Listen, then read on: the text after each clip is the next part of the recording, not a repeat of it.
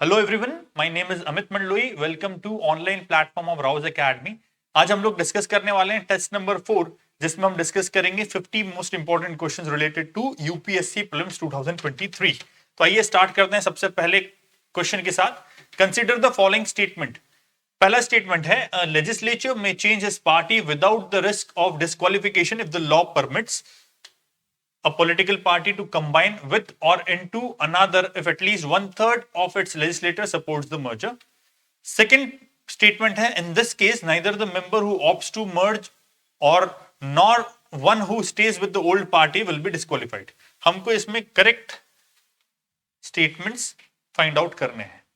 Basically ये question है defection से संबंधित, और डिफेक्शन से संबंधित आपको पता होना चाहिए कि हिंदुस्तान में 52nd कॉन्स्टिट्यूशन अमेंडमेंट एक्ट के बाद में 1985 में ये एक्ट आया था, अमेंडमेंट एक्ट। इसके माध्यम से शेड्यूल 10 कॉन्स्टिट्यूशन में जोड़ा गया डिफेक्शन को रोकने के लिए। ठीक है, एंटी डिफेक्शन लॉ के नाम से ये लॉ आया है। इसके बाद अगर हम इस लॉ को देखें और शेड्यूल 10 को देखें तो वहां पर दिया हुआ है कि 1/3 नहीं, at least 2/3 of the members should agree for the merger. अगर 2/3 ऑफ द लेजिस्लेटर एग्री करते हैं मर्जर के लिए, तो जो लोग मर्ज करते हैं नई पार्टी में, ना ही वो डिस्क्वालीफाई होंगे, ना ही वो लेजिस्लेटर डिस्क्वालीफाई होंगे जो पुरानी पार्टी के साथ रहना चाहते हैं। तो सेकेंड वाला तो ऑप्शन सही है, लेकिन पहला वाला ऑप्शन क्योंकि वो 1/3 बोल रहा है, होना 2/3 चाहिए, तो इसलिए पहला वाला स्टेटमेंट जो है वो गलत है। तो in that case second statement is right. Option number B इसके लिए सही होगा, क्योंकि उसमें ओनली 2 को करेक्ट ऑप्शन बताया है। चलिए नेक्स्ट क्वेश्चन देखते हैं। नेक्स्ट क्वेश्चन है, retiring, consider the following statement. Retiring members of Rajya Sabha are eligible for reappointment और re election any number of times. There is a provision in the constitution that the term of members of office of Rajya Sabha will be 6 years. दो चीजें दे के रखा है, री election के बारे में दे के रखा है राज्यसभा के मेंबर्स के लिए। तो हाँ, हिंदुस्तान में कोई भी ऐसा प्रावधान नहीं है भारतीय संविधान में जो राज्यसभा के सांसदों को री इलेक्ट होने के लिए लिमिट करे। 1 बार, 2 बार, 5 बार, 10 बार, जितनी बार चाहे उतनी बार राज्यसभा के सांसद फिर से री इलेक्ट हो सकते हैं, एलिजिबिलिटी है। ठीक है, तो पहला वाला स्टेटमेंट तो सही हो जाता है। Second, there is a provision in the constitution that the term of members of office of Rajya Sabha shall be 6 years. 6 साल का टर्म होता है, इसमें कोई दो मत नहीं है। राज्यसभा के सांसद का जो टर्म टेन्योर है दैट इज 6 years। ठीक है, और every 2 years 1/3 of its members will retire. इसमें कोई प्रॉब्लम नहीं है, और संविधान में बताया भी गया है कि 2 साल के बाद 1/3 मेंबर जो है पर्टिकुलर ड्यूरेशन के बाद रिटायर होंगे, उसमें प्रॉब्लम नहीं है। लेकिन ये 6 साल का जो टेन्योर है ये है जरूर, लेकिन संविधान में कहीं पर भी, कॉन्स्टिट्यूशन में कहीं पर भी 6 years का टेन्योर मेंशन नहीं है। ठीक है, कॉन्स्टिट्यूशन 1/3 ऑफ द मेंबर्स का रिटायरमेंट की बात करता है, परमानेंट हाउस होने की बात करता है, लेकिन टेन्योर की बात नहीं करता कि राज्यसभा के सांसद का टेन्योर कितना होगा। कहीं पर भी कोई भी आर्टिकल में आपको 6 years का टेन्योर राज्यसभा के लिए फिक्स किया हो, ऐसा नहीं दिया। तो फिर ये कहां दिया है? Representation of peoples act 1951। 1951 इस एक्ट के सेक्शन 154 को अगर आप देखेंगे तो इस सेक्शन 154 में काउंसिल ऑफ स्टेट्स के टेन्योर की बात की है कि what will be the tenure of council of states, members of council of states. ठीक है, तो इसलिए सेक्शन 154 आरपीए एक्ट, ठीक है, और आरपीए एक्ट किसने बनाया? पार्लियामेंट ने इनैक्ट किया है। तो basically the constitution does not give any provision for 6 years or tenure of the Rajya Sabha members. It is the parliament who made the law, RP Act, according to which the tenure is decided as 6 years. तो यहां पर क्योंकि constitution शब्द इस्तेमाल किया है कि provision constitution में ऐसा, इसलिए ये वाला स्टेटमेंट गलत हो जाएगा। तो one only is the right answer. तो वन ओनली कौन से ऑप्शन में देकर रखा है? Answer number A, option number A. तो इस क्वेश्चन के लिए हमारा आंसर क्या हो जाएगा? Option A. चलिए नेक्स्ट क्वेश्चन देखते हैं। Consider the following statement in regards with legislative council. Vidhan Parishad के संबंध में हमको फॉलोइंग स्टेटमेंट देखने हैं। Legislative council enables non-elected individuals to contribute to the legislative process. It can be formed if the legislative assembly of the state passes a resolution to that effect by simple majority. कुछ कुछ शब्द मैं underline करते जा रहा हूं पढ़ते दौरान, ताकि आप उसको देखेंगे। यहां पर नॉन इलेक्टेड इंडिविजुअल्स की बात की है, यहां पर सिंपल मेजोरिटी से रेजोल्यूशन पास करने की बात की है। कौन करेगा? Legislative assembly. ठीक है, Currently 7 states have legislative council. 7 states. तो कुछ कुछ फैक्चुअल नेचर की चीजें हमको एनालाइज करनी पड़ेगी। अब पहला देखते हैं, नॉन इलेक्टेड मेंबर्स होते हैं क्या लेजिस्लेटिव काउंसिल में? तो हाँ, बिल्कुल होते हैं। 1/3 मेंबर्स जो हैं वो इलेक्ट होते हैं एमएलएस के द्वारा या फिर लेजिस्लेटिव असेंबलीज के द्वारा, 1/3 लोकल बॉडीज के द्वारा, 1/12 टीचर्स इलेक्ट करते हैं, 1/12 ग्रेजुएट्स इलेक्ट करते हैं, और इन सबको जोड़ने के बाद जितना बच गया 1/6 बच जाएगा, ये टोटल मिलकर के बन जाता है 5/6। तो 5/6 members are elected, indirectly elected दो, and 1/6 are nominated by whom, governor. ये इस तरीके से कंपोज होता है लेजिस्लेटिव काउंसिल। तो बेसिकली जब ये नॉन इलेक्टेड मेंबर्स की बात कर रहे हैं तो हाँ, basically there are non elected individuals in the legislative council, और वो लेजिस्लेटिव प्रोसेस में भाग भी लेते हैं, उसमें कोई प्रॉब्लम नहीं है, और गवर्नर उनका नॉमिनेशन करता है। तो ये वाला स्टेटमेंट सही हो जाता है, कोई प्रॉब्लम नहीं। सेकेंड वाले स्टेटमेंट में लेजिस्लेटिव असेंबली ही पास करेगी, रेजोल्यूशन पास करेगी, और देगी, किसको देगी? पार्लियामेंट को, कि आप एक लॉ बनाइए जिसके माध्यम से हमारे यहाँ लेजिस्लेटिव काउंसिल, विधान परिषद का गठन किया जा सके। ठीक है, बट वो जो रिजोल्यूशन है वो सिंपल मेजोरिटी से पास नहीं होगा, उसके लिए स्पेशल मेजोरिटी लगेगी, that is 2/3 of the majority, 2/3 of the total members की मेजोरिटी लगेगी। ठीक है, तो 2/3 मेजोरिटी के साथ में अगर स्टेट पास करता है तो इन दैट केस वो लेजिस्लेटिव काउंसिल का गठन करने का एक्ट जो है पार्लियामेंट बनाएगा। तो ये स्टेटमेंट हमारा सिंपल मेजोरिटी बोलता है, इसलिए second statement is wrong. Currently 7 state है लेजिस्लेटिव, पहले था 7 स्टेट्स, लेकिन अब 6 स्टेट्स है, क्योंकि जम्मू एंड कश्मीर जब से यूटी बनाए वहां पर लेजिस्लेटिव काउंसिल खत्म कर दिया गया है। तो जेएनके पहले था तब 7 स्टेट्स थे, अब 6 स्टेट्स हैं, और 6 स्टेट्स कौन कौन से हैं? That is Andhra Pradesh, Telangana, Maharashtra, UP, Bihar and Karnataka. ठीक है, ये 6 स्टेट्स हैं जहां पर लेजिस्लेटिव काउंसिल देखने को मिलता है। उड़ीसा ने अभी मांग की है कि बनाया जाए, कुछ और स्टेट्स भी मांग कर रहे हैं लेजिस्लेटिव काउंसिल बनाने के लिए, लेकिन अभी वर्तमान में कितने हैं? 6, 7 नहीं है, तो 7 को हम काट देते हैं, इसलिए थर्ड वाला स्टेटमेंट भी हमारा गलत हो जाएगा। अगर जेएनके की बात करते तो इन दैट केस हम मानते कि 7 है, लेकिन अब जेएनके है नहीं, जेएनके में लेजिस्लेटिव काउंसिल नहीं है, क्योंकि जब उसको यूटी में डिसइंटीग्रेट कर दिया है, ठीक है, इसलिए तब से वहां पर लेजिस्लेटिव काउंसिल का प्रावधान नहीं बचा। इसलिए हमारा आंसर क्या हो जाएगा? 1 ओनली, और 1 ओनली ऑप्शन में मिलता है सी वाले ऑप्शन में, तो सी हमारा सही आंसर होगा।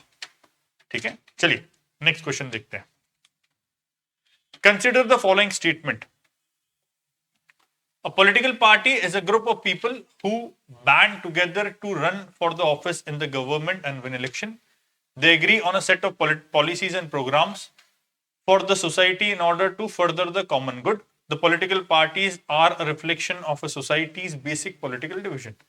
अगर आप एनसीईआरटी को पढ़ेंगे और एनसीईआरटी में जो पॉलिटिकल पार्टीज वाला चैप्टर है उसको अगर आप देखेंगे तो उसमें तीनों प्रावधान आपको मिल जाएंगे कि एक पॉलिटिकल पार्टी बेसिकली क्या होती है? कॉमन आइडियोलॉजी बेस्ड आइडियोलॉजी के लोग जब साथ में मिलते हैं और कोई गवर्नमेंट ऑफिस के लिए रन करते हैं, मतलब गवर्नमेंट ऑफिस के लिए इलेक्शन लड़ते हैं गवर्नमेंट ऑफिस पाने के लिए, तो वो ग्रुप ऑफ पीपल को हम क्या बोलते हैं? Political party.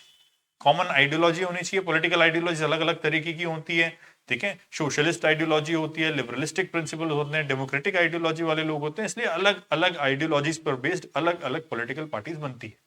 ठीक है, और अगर उनकी पॉलिटिकल आइडियोलॉजी एक है और वो ग्रुप साथ में मिलता है और किस चीज के लिए कंटेस्ट करता है? गवर्नमेंट के कोई ऑफिस के लिए, इलेक्शन जीतने के लिए कंटेस्ट करता है, तो वो एक पॉलिटिकल पार्टी कहलाता है। तो ये स्टेटमेंट सही है। ठीक है, उनके अगर पॉलिसीज, पॉलिटिकल आइडियोलॉजी सेम है तो they agree on a set of policies and programmes, क्योंकि आइडियोलॉजी सेम है तो उस आइडियोलॉजी से मेल खाते हुए पॉलिसी और प्रोग्राम से वो एग्री करेंगे। और पॉलिटिकल पार्टी जो है सोसाइटी जो चाह रही होगी उसका एक रिफ्लेक्शन है।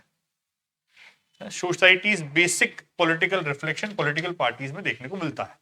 ठीक है, समाज के विभिन्न विभिन्न वर्ग होते हैं, हर वर्ग का पॉलिटिकल रिफ्लेक्शन किसी न किसी पार्टी में देखने को मिलता है। गरीब वर्ग के लिए अलग, अमीर वर्ग के लिए अलग, ठीक है, कास्ट, स्पेसिफाइड कास्ट के लिए अलग, ट्राइबल्स के लिए अलग। तो अलग अलग जगह पर जो आप छोटी छोटी रीजनल पार्टीज भी अब आ गई हैं, तो जो छोटी छोटी रीजनल पार्टीज, नेशनल लेवल की पार्टीज जो आप देखते हैं वो कहीं ना कहीं समाज के जो बेसिक पॉलिटिकल टेनेट्स हैं उसको रिफ्लेक्ट करने का काम करती है। तो तीसरा वाला स्टेटमेंट भी सही है, सेकेंड वाला स्टेटमेंट भी सही है। ठीक है, तो इसका आंसर होना चाहिए all the 3 statements are right, तो all of these are right। D वाला ऑप्शन इसका सही आंसर होगा। चलिए नेक्स्ट क्वेश्चन देखते हैं। Consider the following statement.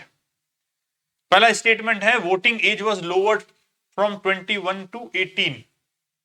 ठीक है, 16 अक्टूबर 1989 61st कॉन्स्टिट्यूशन अमेंडमेंट एक्ट से। बिल्कुल सही है।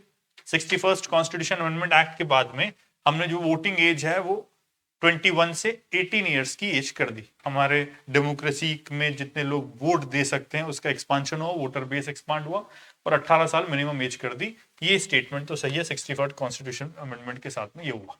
In the same year, the president nominated 2 more election commissioners to help the election commission deal with increased workload. पहले इलेक्शन कमीशन ऑफ इंडिया का structure क्या हुआ करता था? सिर्फ एक व्यक्ति होता था जिसको बोलते चीफ इलेक्शन कमिश्नर। बाद में 1989 16 अक्टूबर को 2 और जोड़ दिए गए और इन दोनों को बोला जाने लगा इलेक्शन कमिश्नर। ठीक है, दो तीनों ही इक्वल हैं पावर्स में।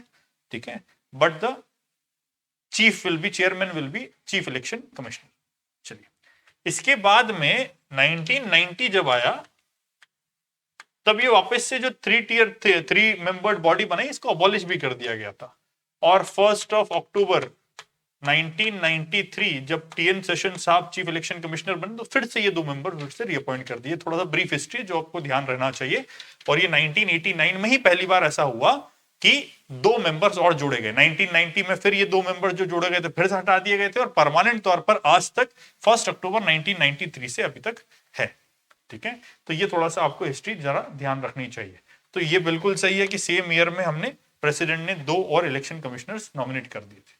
The 2 election commissioners position were withdrawn in 1990, जैसे मैंने बताया अभी आपको 1990 में विड्रॉ कर लिया था। Election commission reverted to its prior position, वापस से पिछली पोजीशन पे चले गया। कब तक? लेकिन 1990 से 1993 के बीच में फिर से एक मेंबर की बॉडी हो गई थी। तो तीनों स्टेटमेंट यहाँ पर सही है। क्वेश्चन नंबर 55 का आंसर होगा ऑल ऑफ दीज, क्योंकि तीनों स्टेटमेंट सही हैं। तो ऑप्शन नंबर डी में ऑल ऑफ दीज दे के रखा है, तो यही आंसर सही होगा। चलिए नेक्स्ट देखते हैं। Consider the following statement with reference to delimitation commission. Delimitation commission का क्या काम होता है? डिलिमिटेशन कमीशन का काम होता है जो भी कॉन्स्टिट्यूएंसीज जहां से इलेक्शन होने हैं, चाहे वो लोकसभा की कॉन्स्टिट्यूएंसी हो, चाहे वो आपका विधानसभा की कॉन्स्टिट्यूएंसी हो, इनको लिमिट करना। चाहे वो ग्राम पंचायत की कॉन्स्टिट्यूएंसी तो उनको लिमिट करना। ठीक है, अब जो डिलिमिटेशन कमीशन बनाया जाता है पार्लियामेंट के द्वारा, किस चीज के लिए बनाया जाता है? पार्लियामेंट के द्वारा बनाया जाता है लोकसभा की जो कॉन्स्टिट्यूएंसीज है उनको लिमिट करना पॉपुलेशन के अकॉर्डिंग। ठीक है, इसके बाद जो लेजिस्लेटिव असेंबलीज हैं, स्टेट लेजिस्लेटिव असेंबलीज, उनकी कॉन्स्टिट्यूएंसीज को लिमिट करना कि कहां तक किसका एरिया रहेगा, कौन सी कॉन्स्टिट्यूएंसी का एरिया कहां तक रहेगा। तो इसका काम कौन करता है? डिलिमिटेशन कमीशन करता है। डिलिमिटेशन कमीशन हिंदुस्तान में 4 बार बनाया गया और एक्ट के माध्यम से बनाया जाता है। 52 में एक बार बनाया गया, 63 में बनाया गया, 1963 में, 1952 में, 1973 में एक बार बनाया गया और फिर 2002 में बनाया गया। 4 बार बना है। ठीक है, अगर हम बात करें लोकसभा के डिलिमिटेशन की तो संविधान का article 82 talks about delimitation of Lok Sabha. और स्टेट लेजिस्लेटिव असेंबलीज के लिए अगर हम बात करें तो आर्टिकल नंबर 170 में डिलिमिटेशन की बात की गई है। पर डिलिमिटेशन कमीशन संविधान के कोई प्रावधान के अंतर्गत नहीं बनाया जाता, ये पार्लियामेंट के द्वारा लॉ बना करके एक्ट बनाया जाता है, डिलिमिटेशन एक्ट, उसके अंतर्गत एक कमीशन बनाया जाता है। ठीक है, तो ये स्टैट्यूटरी बॉडी होगी। तो यही पहला स्टेटमेंट बोल रहा है, it is a statutory body. ठीक है, that demarcates boundary of parliament and assembly constituencies of India. ये बिल्कुल सही स्टेटमेंट है, क्योंकि हमने अब जो एक्सप्लेनेशन दिया उसके हिसाब से ये सही स्टेटमेंट होता है। The orders of the commission have the force of law and cannot be challenged in the court. बिल्कुल सही है। लॉ के हिसाब से जो वो ऑर्डर देंगे वो फाइनल होगा और उसको कोर्ट में चैलेंज नहीं किया जा सकता, इसमें भी कोई दो राय नहीं। The orders are laid before the parliament and the state assembly after the president notifies it. Orders को पहले स्टेट असेंबलीज में और पार्लियामेंट में टेबल किया जाएगा, उसके बाद प्रेसिडेंट नोटिफाई करेगा। ये प्रोसीजर नहीं है। पहले प्रेसिडेंट एक डिसाइडेड डेट पे ऑर्डर इश्यू कर देगा और इंप्लीमेंट कर देगा, उसके बाद पार्लियामेंट और स्टेट लेजिस्लेटिव असेंबली के सामने उसको रखा जाएगा। प्रेजेंट होगा लेकिन आफ्टर द इंप्लीमेंटेशन। ठीक है, the orders come into force on a specified date by the president of India and they are laid before the Lok Sabha and state legislative assemblies concerned, but modifications are not permissible after them. ठीक है, उसमें modification संभव नहीं है और पहले जो date president decide कर देगा उस डेट पे इंप्लीमेंट हो जाएगा और उसके बाद फिर जो है टेबल किया जाएगा स्टेट लेजिस्लेचर और पार्लियामेंट के पटल पर। तो ये वाला स्टेटमेंट गलत हो जाता है। 1 एंड 2 आर राइट, और 1 एंड 2 राइट ऑप्शन अगर है तो 1 एंड 2 राइट ऑप्शन हमको मिलते हैं आपका ऑप्शन नंबर ए में। तो ये क्वेश्चन नंबर 56 का आंसर हो जाएगा ऑप्शन ए, 1 एंड 2 ओनली। चलिए नेक्स्ट क्वेश्चन देखते हैं। नेक्स्ट क्वेश्चन बोल रहा है which of the following statements regarding Supreme Court is are correct? Chief Justice has always been the senior most judge of Supreme Court. Chief Justice हमेशा supreme court का सबसे senior most जज रहेगा। तो पहला स्टेटमेंट गलत होगा। क्यों गलत होगा? क्योंकि 1973 का केस आप सब लोगों को याद होगा, इंदिरा गांधी के समय पर यह वायलेशन हो चुका है कि एन रे अपने सीनियर जजेस को सुपरसीड करके चीफ जस्टिस के पद पर बनाया गया था। चीफ जस्टिस ऑफ इंडिया उनको बनाया गया था। 1973 का ये केस है। तो हमेशा ऐसा जरूरी नहीं है कि सीनियर मोस्ट जज ऑफ द सुप्रीम कोर्ट ही बनेंगे। दो एक कन्वेंशन है क्या सीनियर मोस्ट जज को बना देना चाहिए, लेकिन ऐसा जरूरी नहीं है कि हमेशा वो बनेंगे, कहीं पर ऐसा लिखा हुआ नहीं। द अदर जजेस of supreme court and high court are appointed by president and governors of the respective state. President appoint करता है ये हमने सुना है, गवर्नर अपॉइंट करता है ये गलत बात है। तो गवर्नर अगर यहां पर लिखा हुआ है तो गवर्नर डज नॉट अपॉइंट, ठीक है। प्रेसिडेंट अपॉइंट्स द जजेस of supreme court and high court. Select the correct answer. Correct answer हमको ढूंढना है। दोनों ही स्टेटमेंट गलत है, तो दोनों स्टेटमेंट गलत बताए जा रहे हैं डी वाले पार्ट में, डी ऑप्शन में। तो option number D, neither 1 nor 2 will be the correct answer. चलिए नेक्स्ट क्वेश्चन देखते हैं। नेक्स्ट क्वेश्चन बोल रहा है if in an election to state legislative assembly candidates who is declared elected loses his or her deposit। जमानत जब्त होने से संबंधित प्रश्न है। किसी भी कैंडिडेट की जमानत कब जब्त होती है? जब उसको टोटल जो वैलिड वोट्स मिले हैं उसके 1/6 से भी कम वोट मिले। जितने टोटल वैलिड वोट गिरे हैं उसके 1/6 से भी less than 1/6 of the total votes. जितने वैलिड वोट कॉन्स्टिट्यूएंसी में गिरे हैं सारे के सारे कैंडिडेट्स को मिलाकर के देखा जाए तो उसके 1/6 से भी कम अगर किसी व्यक्ति को वोट मिलते हैं तो उसकी जमानत जो है जब्त हो जाएगी, उसका डिपॉजिट जो है वो खत्म हो जाएगा। ठीक है। अब क्योंकि यहां पर बोला है कि if an election to the state legislative assembly candidate who is declared elected, candidate already declare हो चुका है इलेक्टेड, मतलब जीता वही है, लेकिन फिर भी उसको 1/6 से कम वोट मिले हैं क्योंकि उसका डिपॉजिट जब्त हो गया है। तो ये कौन सी कंडीशन में हो सकता है? Election was for multi member constituency, polling was very poor, कुछ भी पुअर भी हो तो इतना पुअर तो नहीं होगा। Large number of candidates contested the election, ज्यादा नंबर ऑफ कैंडिडेट्स अगर कॉन्टेस्ट करेंगे, ठीक है, मान लीजिए एक जगह पर 10 लोगों ने इलेक्शन लड़ा, ठीक है, और margin of victory very less है, बहुत कम है, 10 की 10 को लगभग बरोबर वोट मिले हैं, लेकिन जो जीता उसको 10 या 15 वोट ज्यादा मिल गए मान लीजिए, ठीक है, लेकिन वो फिर भी 1/6 ऑफ द टोटल वोट जितने गिरे हैं उससे कम बैठता है, तो जीतेगा तो वही, ठीक है, लेकिन उसकी जमानत फिर भी जब्त हो जाएगी क्योंकि 1/6 ऑफ द टोटल वोट से उसको कम मिले, तो उसका डिपॉजिट डूब जाएगा।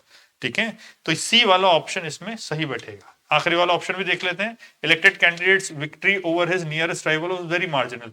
2 लोग लड़ रहे हो मान लो और टोटल जो वोट गिरे हैं उससे कभी भी 1/6 से कम उसको वोट मिल ही नहीं सकते, तो ये वाला ऑप्शन तो होगा नहीं। ठीक है, सिर्फ यही एक ऑप्शन बचता है जहां पर बहुत सारे कैंडिडेट्स एक साथ लड़ रहे हो और ज्यादा कैंडिडेट्स लड़ने के चक्कर में और सब लगभग कंपैटिबल कैंडिडेट्स हो, सबको बहुत अच्छे अच्छे वोट्स मिले हो, और जो एक व्यक्ति जीत करके आया उसको थोड़े से मार्जिनली ज्यादा वोट मिले हो, तो उस केस में ऐसा होगा कि उसको 1/6 of the total valid vote से कम वोट मिलेंगे और उसका जमानत डूब जाएगी, लेकिन फिर भी वो जीतेगा। ठीक है, तो ये कंडीशन तब होती है। चलिए नेक्स्ट क्वेश्चन देखते हैं। Next question is question number 59. Question number 59. The Chief Justice of India can appoint a judge of a high court as an ad hoc judge of Supreme Court under which of the following circumstances? Chief Justice of India appoint करेगा, ad hoc judge appoint करेगा, किस लिए appoint करेगा? किसको appoint करेगा? High court के जज को अपॉइंट करेगा, ठीक है, और सुप्रीम कोर्ट में अपॉइंट करेगा एज एन एडहॉक जज। एडहॉक जज के अपॉइंटमेंट से संबंधित मामला है। एडहॉक जज के संबंधित मामला आपका article 127 127 article 127 of Indian constitution में लिखा गया है कि chief justice of India with prior consent of president and in consultation with the concerned high court, chief justice of concerned high court, ठीक है। जैसे कि मुझे बिहार के हाई कोर्ट से किसी जज को बनाना है सुप्रीम कोर्ट में एडहॉक जज, तो मुझे बिहार के चीफ जस्टिस से भी, हाई कोर्ट के चीफ जस्टिस से भी कंसल्ट करना पड़ेगा और प्रेसिडेंट से सबसे पहले परमिशन लेनी पड़ेगी कि हमको एडहॉक जज अपॉइंट करना है। और सिर्फ कंडीशंस क्या रहेंगे, वो कंडीशन उसमें पूछिए कि कौन सी कंडीशन पे कर सकता है, ठीक है। पहली कंडीशन बोलती है कि व्हेन एनी जज इज ऑन लीव, लीव पे है, when there is a lack of quorum of the permanent जजेस to hold or continue any session when the session is related to interpretation of constitution. तो इसमें से कौन सा statement आपको सही दिखता है? लीव पे है तो जरूरी नहीं है, जरूरी नहीं है कि लीव पे हो तो हमको एडहॉक जज की जरूरत पड़े। एडहॉक जज की जब भी जरूरत पड़ेगी जब नंबर ऑफ परमानेंट जज का जो कोरम है वो कम हो। किसी भी सेशन को होल्ड करने के लिए कोर्ट में कोरम की आवश्यकता है और कोरम ही अगर नहीं है तो उस केस में चीफ जस्टिस जो है एडहॉक जज को अपॉइंट कर सकते हैं, ठीक है। अगर इंटरप्रिटेशन ऑफ कॉन्स्टिट्यूशन से संबंधित है तो जरूरी नहीं कि इस केस में उनको करना ही पड़ेगा, ठीक है। लेकिन हाँ, अगर कोरम नहीं है in that case they have to appoint. तो पहला और तीसरा स्टेटमेंट गलत है। हमसे पूछा है करेक्ट ओनली आंसर, तो करेक्ट वाला स्टेटमेंट स्टेटमेंट नंबर 2 है। स्टेटमेंट नंबर 2 अगर करेक्ट है तो कौन से ऑप्शन में स्टेटमेंट 2 करेक्ट बताया गया है? Option number C. तो ऑप्शन सी इसका सही आंसर होगा। नेक्स्ट देखते हैं, Which of the following statement related to property of union and state is incorrect? Union और स्टेट की प्रॉपर्टी से संबंध में कौन सा स्टेटमेंट इनकरेक्ट है? ये थोड़ा सा नोट करते जाइए। इनकरेक्ट पूछा है। पहला स्टेटमेंट बोल रहा है all land minerals under the waters of the ocean within the territorial waters of India belong to union not the states. बिल्कुल यूनियन के पास होता है, स्टेट के पास नहीं होता, ठीक है। तो ये स्टेटमेंट आपका सही है, उसमें कोई दिक्कत नहीं है। तो ये हमारा इनकरेक्ट आंसर नहीं है, ठीक है। The parliament are empowered to make laws for the compulsory acquisition and requisitioning of private property by the government। तो बिल्कुल पार्लियामेंट के पास अधिकार है लॉ बनाने का, तो ये भी गलत आंसर नहीं है। All properties and assets before the commencement of the present constitution became vested in the union only। ये गलत आंसर है कि सिर्फ यूनियन ओनली में वेस्टिंग नहीं हुई है, ठीक है। सिर्फ यूनियन ओनली में वेस्टिंग नहीं हुई है, ठीक है। All properties and assets that were vested in the dominion of India or a province or any princely state before the commencement of the present constitution became vested in the union or the corresponding states। सिर्फ union नहीं, जिस corresponding state में वो थे या तो उसके corresponding state के पास में या फिर यूनियन के पास में। तो स्टेट के पास में भी है, करस्पॉन्डिंग स्टेट के पास में भी है और यूनियन के पास में भी है, ठीक है, प्रॉपर्टी और एसेट्स के राइट्स, ठीक है। तो इसलिए तीसरा वाला ऑप्शन हमारा गलत ऑप्शन, गलत स्टेटमेंट है और हमको इनकरेक्ट पूछने को बोला है, तो तीसरा सही है। चौथा वाला स्टेटमेंट देख लेते हैं, ठीक है। The executive powers of the union और a state extend to carrying on any trade और business within and in other states also. तो इसमें कोई समस्या नहीं है, ये तो होता है, ये एग्जीक्यूटिव पावर है यूनियन का कि विद इन और अदर स्टेट्स में भी, ठीक है, वो ट्रेड के केस में, कैरिंग ऑफ एनी ट्रेड के केस में उनके पास पावर होता है। तो इसमें डी वाले ऑप्शन में गड़बड़ नहीं है, सी वाला ऑप्शन गलत है और इनकरेक्ट ऑप्शन हमसे पूछा है, तो सी स्टेटमेंट इज इनकरेक्ट, इसलिए सी हमारा सही आंसर होगा। नेक्स्ट क्वेश्चन देखते हैं, consider the following statement related to union public service commission. UPSC के संबंध में जो स्टेटमेंट्स दिए हैं उनको देखना है, ठीक है। और पहला स्टेटमेंट है UPSC conducts examination for appointment to all India services। बिल्कुल ऑल इंडिया सर्विसेज के लिए अपॉइंटमेंट करने के लिए यूपीएससी एग्जाम कंडक्ट कराता है। सेकंड है it frames and operate schemes of joint recruitment for any service.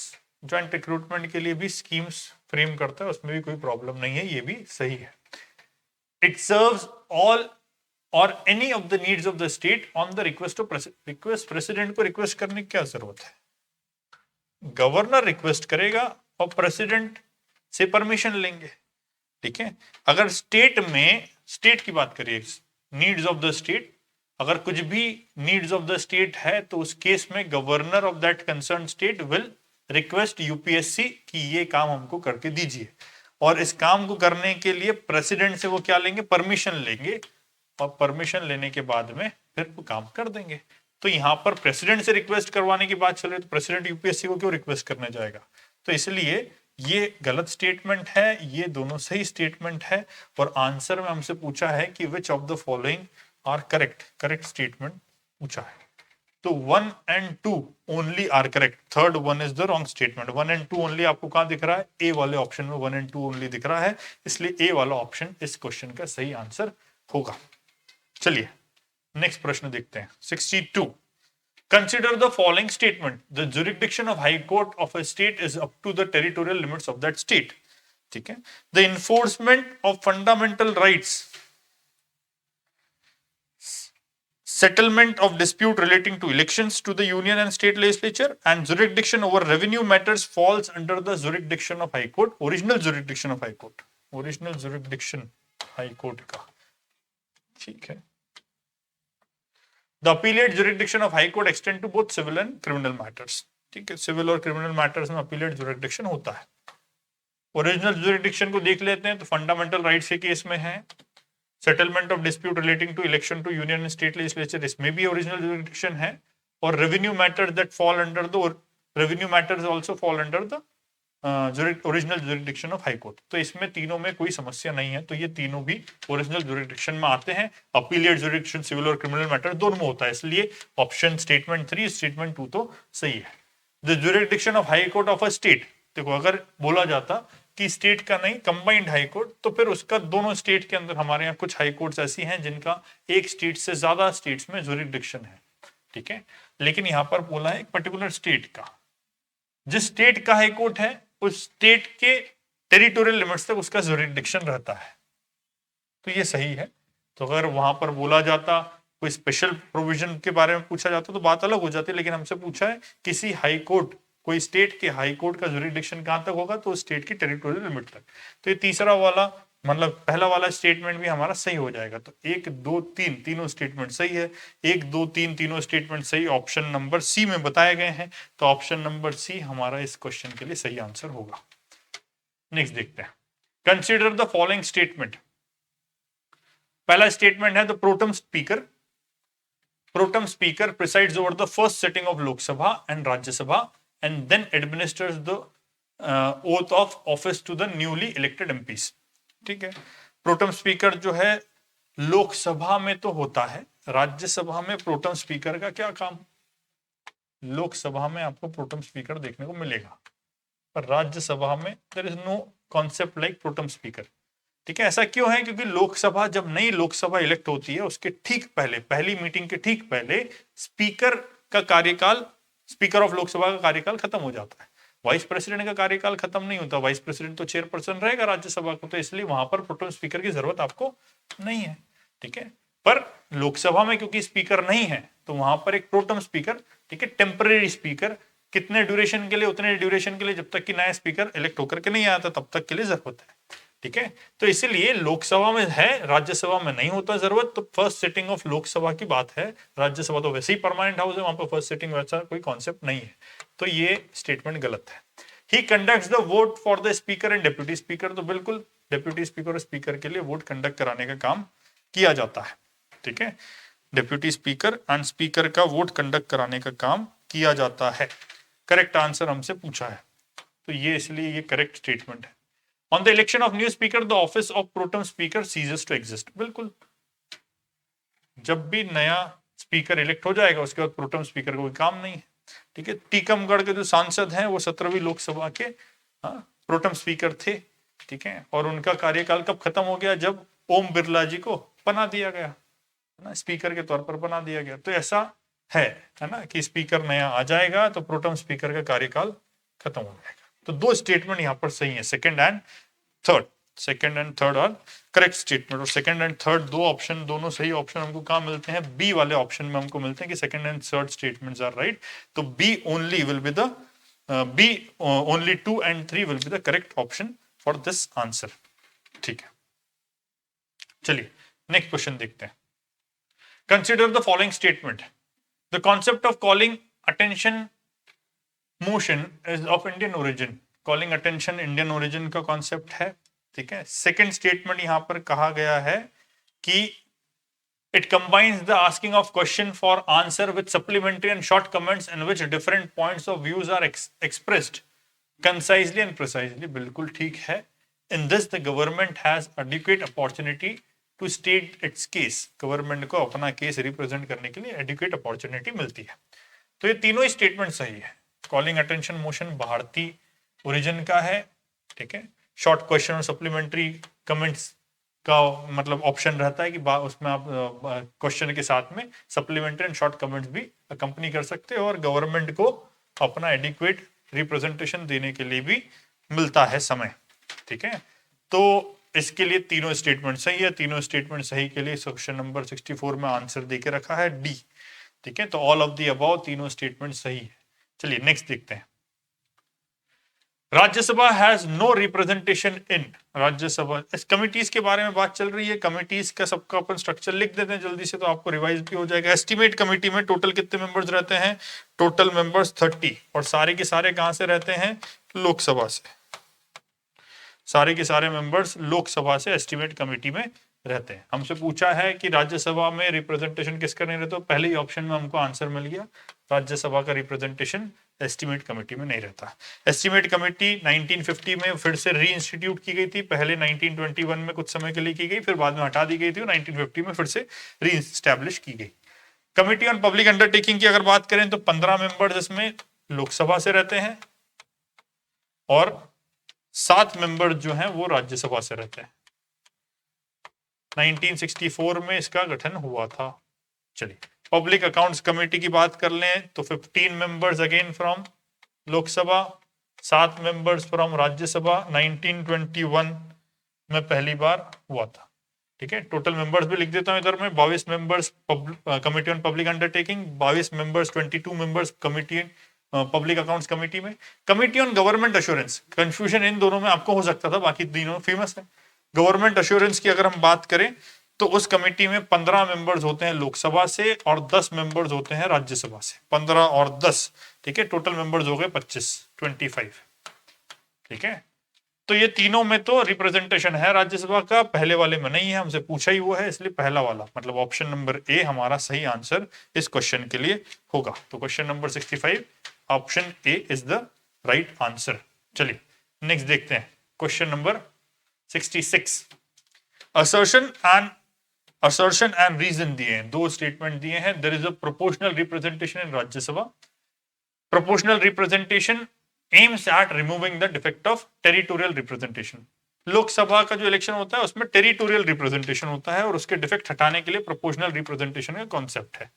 तो रीजन बिल भी सही है, और राज्यसभा में प्रोपोर्शनल रिप्रेजेंटेशन होता है, ठीक है, ये भी सही है। तो assertion and reason both are true. Assertion and reason both are true, ठीक है। ऑप्शन नंबर बी इसका सही आंसर होगा, both the assertion and the reason are true. चलिए नेक्स्ट क्वेश्चन देखते हैं, बी इसका सही आंसर है, ठीक है, बी। नेक्स्ट क्वेश्चन दिया हुआ है, consider the following statement, there is a mention of pension of members of parliament in the constitution. Parliament में मेंबर्स ऑफ पार्लियामेंट की पेंशन का, कॉन्स्टिट्यूशन में मेंबर ऑफ पार्लियामेंट की पेंशन का मेंशन है, ठीक है। पेंशन का मेंशन, पेंशन देखते हैं भैया, पेंशन है क्या पार्लियामेंट में? नहीं है। चलिए नेक्स्ट देखते हैं। If the same person is elected for both the houses of the parliament, दोनों हाउसेज ऑफ पार्लियामेंट के लिए अगर इलेक्ट हो जाता है, 2 हाउसेज कौन से? लोकसभा और राज्यसभा, दोनों की सीट साइमल्टेनियसली दोनों जगह इलेक्ट हो जाता, then his membership of Lok Sabha will be cancelled. Membership Lok Sabha की कैंसिल हो जाएगी। ऐसा क्यों होगा भैया? उनको चूज करने का मौका दिया जाएगा ना। अगर दोनों हाउसेस में इलेक्ट हो चुके हैं साइमल्टेनियसली, 10 दिन का मौका मिलेगा, 10 डेज। 10 डेज में जो भी सांसद दोनों जगह इलेक्ट हुआ है, मेंबर ऑफ पार्लियामेंट, उनको रिटर्न में देना पड़ेगा कि मैं कौन सी सीट त्यागना चाहता हूं या कौन से हाउस में रहना चाहता हूं। अगर वो 10 डेज के भीतर जवाब नहीं देते, ठीक है, 10 दिन के भीतर जवाब नहीं देते, तो उनकी राज्यसभा की सीट जाएगी, लोकसभा की तो नहीं जाएगी। राज्यसभा की सीट जाएगी और लोकसभा में वो मेंबर बने रहेंगे, ठीक है। ट्रिकी सा क्वेश्चन है, कई बार हम ऐसी चीजें सोचते जरूर है कि ऐसे माहौल में क्या होगा। उसके लिए प्रावधान दिए हुए हैं कि अगर दोनों ही हाउसेज में मेंबर इलेक्ट हो जाता है साइमल्टेनियसली, 10 दिन का मौका मिलेगा। 10 दिन में मेंबर के पास में डिस्क्रिशन है किस हाउस में रहना चाहते हैं, किस हाउस से त्याग पत्र देना चाहते हैं। 10 दिन के भीतर अगर उन्होंने जवाब नहीं दिया, 10 डेज के भीतर उन्होंने जवाब नहीं दिया, तो राज्यसभा जो हायर हाउस है, अपर हाउस है, तो his membership of the Rajya Sabha will dissolve. ठीक है, बाकी रहेगी। ठीक है, तो दोनों ही स्टेटमेंट गलत है। यहाँ पर लोकसभा की मेंबरशिप डिसॉल्व होने की बात की है और 10 दिन की तो बात की नहीं है प्रावधान में। ठीक है, और पेंशन का मेंशन कहीं पर भी नहीं है, there is no pension to mention. ठीक है, पेंशन हमने पार्लियामेंट देती जरूर है, मेंबर्स ऑफ पार्लियामेंट को पेंशन मिलती जरूर है, लेकिन it is under the act, not mentioned under the constitution. Constitution में कहीं भी मेंशन की बात नहीं की है। ठीक है, और बहुत बड़ा बर्डन भी है मेंबर्स ऑफ पार्लियामेंट के लिए पेंशन देना। ठीक है, बहुत सारा पैसा जाता है। 1952 से सांसद इलेक्ट होते जा रहे हैं, आज तक सांसद इलेक्ट होते जा रहे हैं, सबके लिए अगर पेंशन की सुविधा देने लगे, ठीक है, तो कितना सारा पैसा जाएगा, जाता है। पर कॉन्स्टिट्यूशन में ऐसा कोई मेंशन कहीं पर है नहीं। ठीक है, तो दोनों ही स्टेटमेंट गलत है, neither the statement 1 neither statement 2 is correct. तो डी वाला ऑप्शन इसका सही आंसर होना चाहिए। 67 का आंसर एक बार क्रॉस चेक करते हैं जी, डी वाला ऑप्शन इसका सही आंसर है। ठीक है, which of the following statement is not correct regarding the deputy speaker of Lok Sabha? दो स्पीकर, एक स्पीकर होते हैं, एक डिप्टी स्पीकर होते हैं। Deputy speaker is elected amongst his members. कौन सा स्टेटमेंट गलत है? ठीक है, correct, not correct, incorrect statement ढूंढना है। ठीक है, not correct. Deputy speaker is elected amongst his members. Date of election of deputy speaker is fixed by president. Deputy speaker is not subordinate to speaker. The salary and allowances of deputy speaker is charge from consolidated fund of India. ठीक है, चलिए चार चीजें, चार option है, हमको ढूंढना है कि गलत ऑप्शन कौन सा है। ठीक है, तो जो पहला वाला ऑप्शन है, डिप्टी स्पीकर कहां से बनेगा? मेंबर्स में से ही बनेगा। हाँ बिल्कुल, मेंबर्स से ही बनेगा। तो ये तो सही आंसर नहीं होगा क्योंकि हमसे नॉट करेक्ट स्टेटमेंट पूछा है। इलेक्शन की डेट डिप्टी स्पीकर की प्रेसिडेंट फिक्स करेंगे। प्रेसिडेंट क्यों फिक्स करेंगे? हमारे पास स्पीकर है और वैसे भी जिस दिन इलेक्ट होते हैं स्पीकर, उसी दिन लगभग डिप्टी स्पीकर के लिए वोटिंग हो जाती है, तो प्रेसिडेंट विल नॉट फिक्स। ठीक है, वो स्पीकर फिक्स करेंगे या तो प्रोटेम स्पीकर फिक्स कर देंगे। चलिए नेक्स्ट है, deputy speaker is not subordinate to speaker. हाँ, डिप्टी स्पीकर सबऑर्डिनेट नहीं है। ठीक है, नाम जरूर डिप्टी स्पीकर है, लेकिन in any case is not subordinate to speakers. Speaker के सबऑर्डिनेट डिप्टी स्पीकर नहीं है। चलिए नेक्स्ट दे के रखा है, salaries and allowances of deputy speaker charge from consolidated fund of India. Consolidated fund of India से ही चार्ज होती है। तो ये तीन स्टेटमेंट तो सही है। ये बी वाला स्टेटमेंट जो है ये गलत है, प्रेसिडेंट नोटिफाई नहीं करते, स्पीकर फिक्स करता है। ठीक है, तो बी स्टेटमेंट हमारा गलत स्टेटमेंट है इन तीन चारों स्टेटमेंट में से, तो नॉट करेक्ट पूछा है, बी वाला स्टेटमेंट हमारा सही आंसर हो जाएगा। चलिए नेक्स्ट क्वेश्चन देखते हैं, question number 69। Consider the following statement. The election of vice president include elected members of both the houses of parliament. Electoral college की बात कर चल रही है। इलेक्टोरल कॉलेज से संबंधित आर्टिकल पहले मेंशन कर देते हैं कि कौन से आर्टिकल में इलेक्टोरल कॉलेज की बात की गई है। ठीक है, तो इलेक्टोरल कॉलेज जो है संविधान के वाइस प्रेसिडेंट वाले जो आर्टिकल्स हैं उनमें मेंशन किया गया है।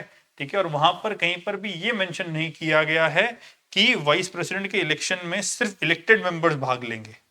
ठीक है, नॉन इलेक्टेड मेंबर्स भी भाग ले सकते हैं। नॉन इलेक्टेड मेंबर्स भी भाग ले सकते हैं, तो सिर्फ इलेक्टेड मेंबर्स का बात नहीं है। ठीक है, तो nominated members also take part. पहला वाला स्टेटमेंट जहां पर इलेक्टेड शब्द लिखा हुआ आ रहा है, इसलिए ये वाला स्टेटमेंट गलत हो जाएगा। The vice president should be qualified for the election as the member of Lok Sabha. जब वो अपर हाउस के चेयरपर्सन है तो अपर हाउस की क्वालिफिकेशन होनी चाहिए, राज्यसभा के मेंबर होने के लिए क्वालिफाई होना चाहिए। तो सेकंड स्टेटमेंट भी गलत हो गया।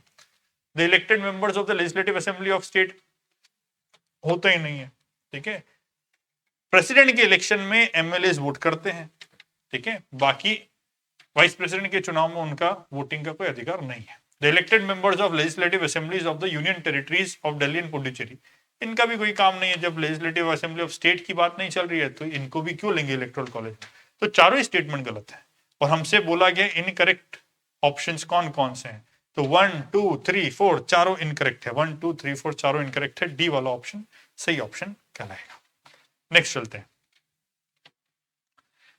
Consider the following statement, Indian vice president is modelled on the lines of American vice president with some differences. बिल्कुल, हमने जो ऑफिस ऑफ वाइस प्रेसिडेंट उठाया है, बोरो किया है, वो अमेरिकन वाइस प्रेसिडेंट के हिसाब से ही किया है। बस डिफरेंस इतना है कि अमेरिका में जब प्रेसिडेंट किसी कारण से, ठीक है, हट जाए या नहीं रहे, ठीक है, तो उस केस में जो रिमेनिंग टेन्योर है वो पूरा कौन फुलफिल करेगा? Vice president.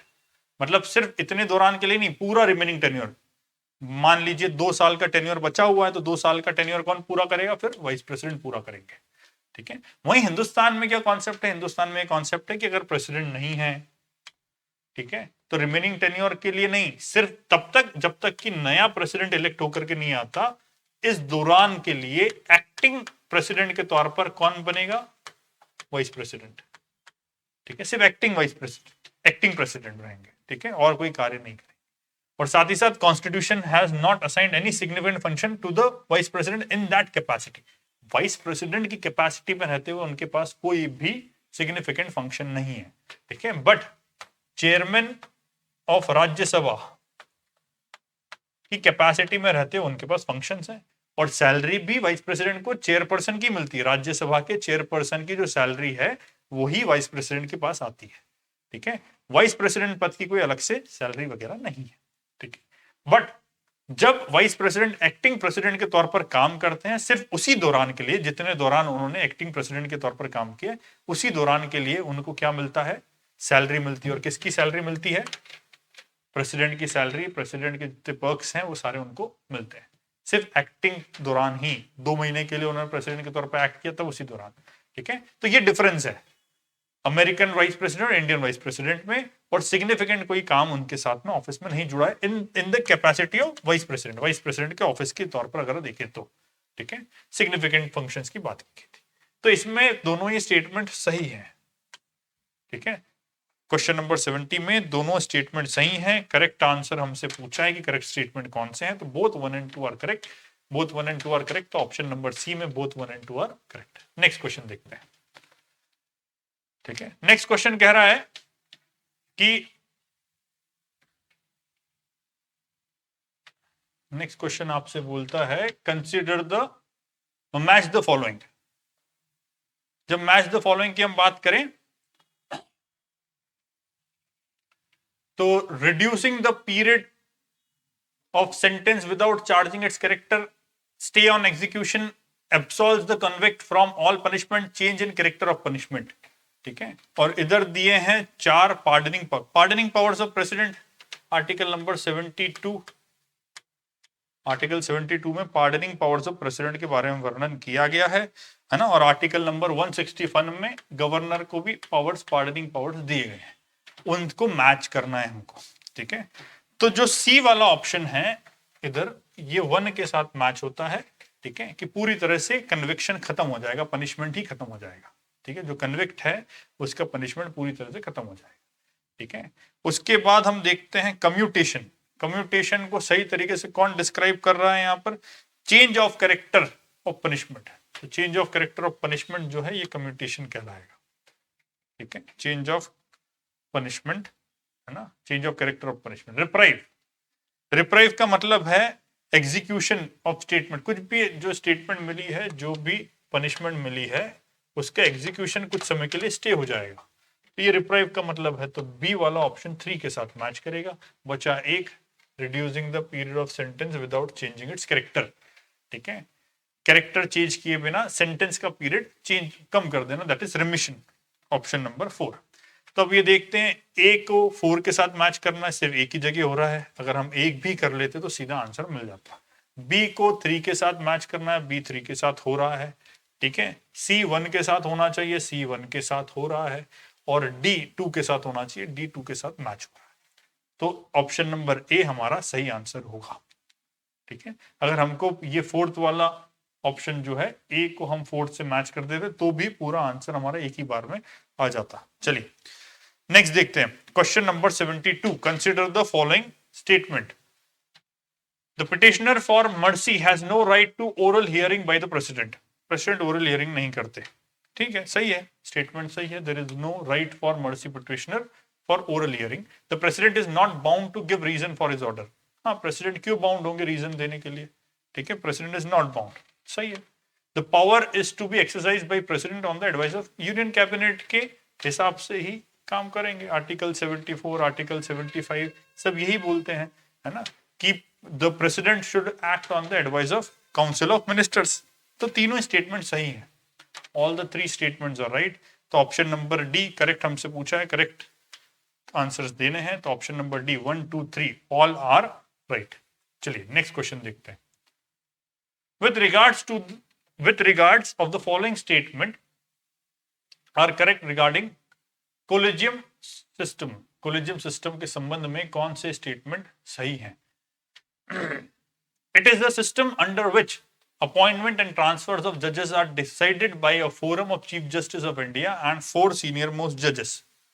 ठीक है, यही है कोलिजियम सिस्टम। तो यही हमने पढ़ा है कि चीफ जस्टिस ऑफ इंडिया और 4 सीनियर मोस्ट जजेस का एक ग्रुप है, ठीक है, एक बॉडी है जो कि कोलिजियम कहलाती है, और वही जो है क्या डिसाइड करती है, अपॉइंटमेंट एंड ट्रांसफर्स ऑफ जजेस ऑफ हायर जुडिशरी। ठीक है, तो ये स्टेटमेंट सही है। It has mentioned in Indian constitution, भारतीय संविधान में कोलिजियम जैसी प्रणाली का कहीं पे मेंशन नहीं किया गया। ठीक है, तो ये गलत स्टेटमेंट है, पहला वाला स्टेटमेंट सही स्टेटमेंट है।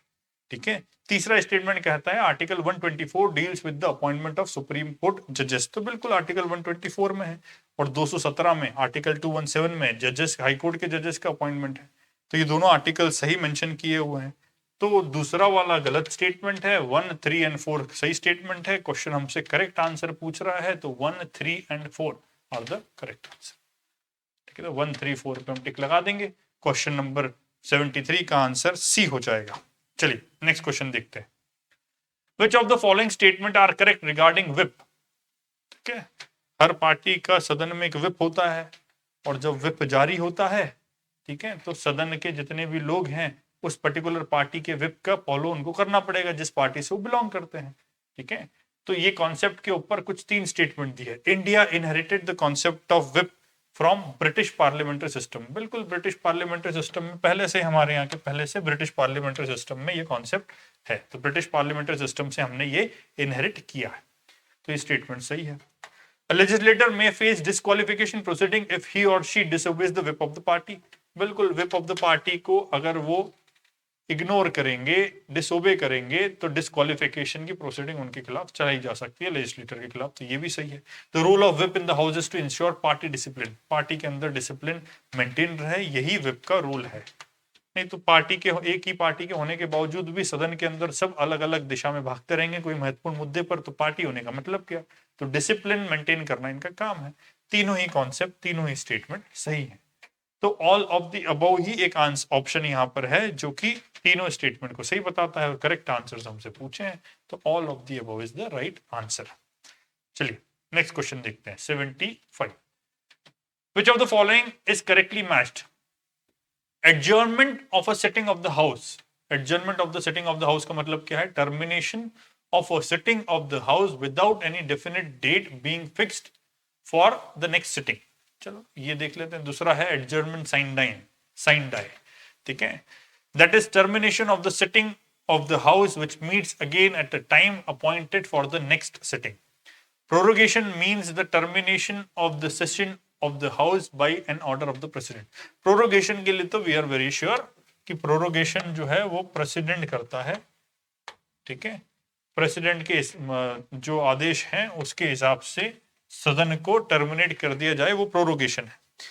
लेकिन जब हम बात कर रहे हैं adjournment of the sitting house की, तो इन दोनों का जो मतलब है वो इंटरचेंज कर दिया है इसमें।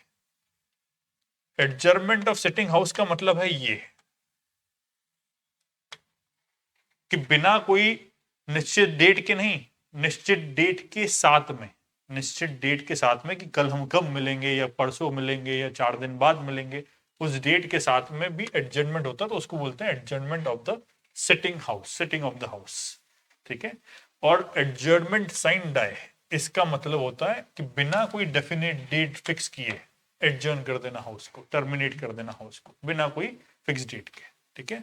तो termination of the sitting house, ठीक है, which meets again at a time appointed for the next sitting is known as adjournment of the sitting of the house। किस समय वापस मिलेंगे, ठीक है। और adjournment signed die मतलब termination of the sitting of the house without any definite date being fixed for the next sitting। तो ये इंटरचेंज था तो ये आपको ध्यान रखना चाहिए। 2 फैक्ट भी आपको मिल गए। तीसरा वाला ऑप्शन सही है, और क्योंकि इनका मतलब ठीक है इंटरचेंज कर दिया स्टेटमेंट में, इसलिए ये गलत हो गया। ठीक है, तो हमारा ऑप्शन नंबर जो स्टेटमेंट नंबर 3 है वो करेक्ट है, और करेक्ट आंसर ही हमसे पूछा है, और करेक्ट आंसर सी होगा, क्योंकि 3 ओनली जो है वो सी वाले ऑप्शन में ही करेक्ट बताया हुआ है। ठीक है, 75 का आंसर इज सी। नेक्स्ट देखते हैं। Haiti recently seen in news is located in. Haiti एक कंट्री है, इसका कैपिटल है Port au Prince. Port au Prince. ठीक है, नॉर्थ अमेरिकन कॉन्टिनेंट में ये कंट्री पड़ती है, हाल ही में चर्चा में थी। कैरिबियन सी में ये कंट्री है। कहां पर है पूछा है, तो कैरिबियन सी में ये कंट्री है। तो option number D is the right answer, Caribbean sea. चलिए नेक्स्ट देखते हैं। फैक्चुअल नेचर का क्वेश्चन था, ज्यादा समझने का था नहीं। Medicine patent pool sometimes seen is news as an initiative of. किसका इनिशिएटिव है मेडिसिन पेटेंट पूल? ठीक है, मेडिसिन पेटेंट पूल जो है that is initiative of United Nations. ठीक है, और क्यों ये इनिशिएटिव लिया गया? backed by public health organization, work to increase access to and facilitate the development of life-saving medicines for low and middle countries, low and middle income countries, जिनकी income कम है उनको एक्सेस एंड फैसिलिटेट प्रोवाइड करने के लिए life saving medicine का, इसलिए ये pool बनाया गया, मेडिसिन पेटेंट पूल। किसने बनाया? यूनाइटेड नेशन ने बनाया, और यही पूछा है कि किसने बनाया, किसका इनिशिएटिव है, तो यूनाइटेड नेशन और कुछ पब्लिक हेल्थ ऑर्गेनाइजेशन ने साथ में मिलकर के इनिशिएटिव लिया है। ठीक है, तो option number C United Nations is the correct answer for this question. ठीक है, ऑप्शन नंबर सी। चलिए नेक्स्ट क्वेश्चन देखते हैं। Inclusive wealth report sometimes scene in news is released by. Inclusive wealth report by annual report है। ठीक है, by annual report है।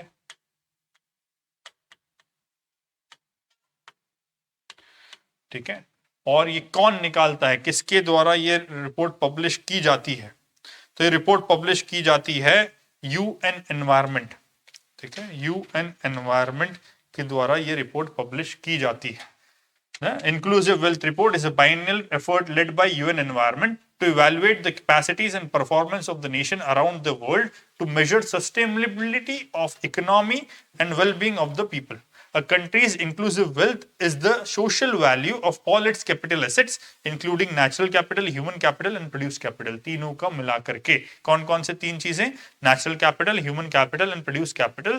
तीनों को मिलाकर के जो सोशल वैल्यू आती है that is the inclusive wealth of a country. तो ऑप्शन नंबर सी इसका सही आंसर हो जाएगा, ऑप्शन सी यूनाइटेड एनवायरमेंट। चलिए नेक्स्ट क्वेश्चन देखते हैं 79। Consider the following statement. Fair and remunerative prices sugar cane से संबंधित है, has been increasing since last 5 years। 5 साल से इंक्रीज हो रहे हैं। Fair and remunerative prices of sugar cane is linked with the market price और selling price of the sugar. तो जो पहला वाला स्टेटमेंट है आपका, ठीक है, करेक्ट पूछा है हमसे, करेक्ट स्टेटमेंट कौन सा है?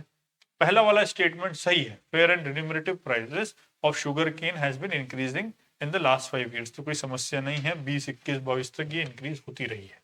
ठीक है, तो ये स्टेटमेंट तो सही है। लेकिन क्या ये जो fair and remunerative pricing for sugar है, क्या ये मार्केट और सेलिंग प्राइस ऑफ शुगर से लिंक्ड है? नहीं, ये बेसिकली उससे लिंक्ड है कि कितना अमाउंट ऑफ शुगर उससे बनाया जा सकता है, आउटपुट कितना मिल रहा है शुगर केन से, उस पर बेस्ड होता है। और सीएसीपी इसको डिसाइड करता है, commission for agriculture cost and pricing. ठीक है, एग्रीकल्चर प्राइसेस को रिकमेंड करने का काम कौन कर रहा है? सीएसीपी।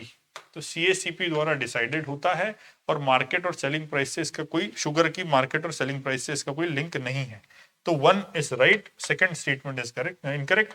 सो हमसे करेक्ट स्टेटमेंट पूछा है, 1 ओनली इज द आंसर। चलिए नेक्स्ट क्वेश्चन देखते हैं।